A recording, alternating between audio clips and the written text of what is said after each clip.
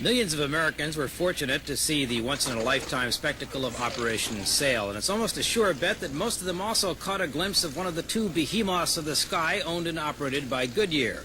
Here's Bob O'Brien with a blimp's eye view. It's an impressive sight. The airship America, 192 feet long, almost 60 feet high, and 50 feet across, yet lighter than air, drifting to a landing at Flushing Airport.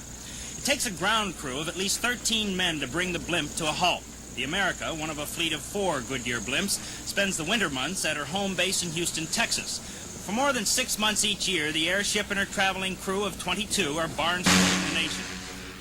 Buoyed up by more than 200,000 cubic feet of safe, non-flammable helium gas, the huge airship lumbers into the air, powered only by two 210-horsepower aircraft engines. From a fuel standpoint, it's the cheapest ride in the sky. This blimp can fly 8 hours a day for nearly a week on the same amount of fuel it takes for a jetliner to taxi from the gate to the end of the runway for takeoff. Once you're in the air, you notice the other differences, like no steering wheel. The pilot controls the up and down direction with a large elevator wheel at his side. He uses rudder pedals to turn right or left.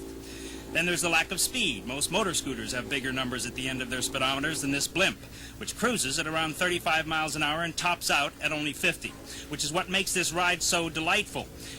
You get plenty of chances to wave back at those greeting you from the ground, and the Goodyear blimp never fails to turn heads towards the sky.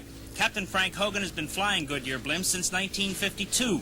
Hogan has logged more than 12,000 hours at the controls since then, crisscrossing the country dozens of times, seeing things from quite an unusual vantage point.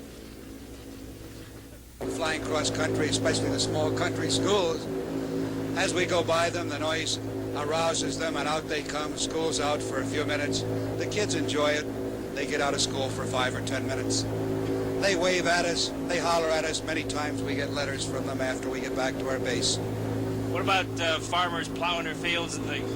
Well, that's something I don't know that the farmers too much enjoy. They plow very straight furrows out in the Midwest. However, they'll stop to wave, give us a double take, and have a few waves in their furrows. Fall, when we go back there, we can spot the field with the crooked furrows. We know what happened. You ever see anything you shouldn't see from up here? We see it, but of course we don't look. There are some beautiful women in this country.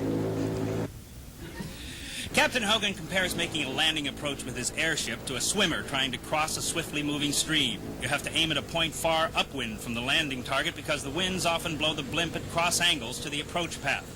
Once the ground crew latches onto the tethers attached to the nose of the blimp, they gently guide the ship to its mooring mast, which will hold the huge blimp in winds up to 70 knots.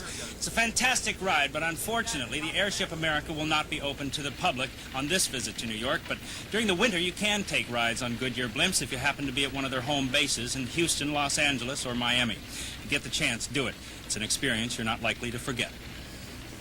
Thank you, Bob. There's our report for tonight. Bill Jorgensen for Channel 5 News. Thanking you for your time this time till... Hey there, blimpy boy, flying through the sky so fancy-free.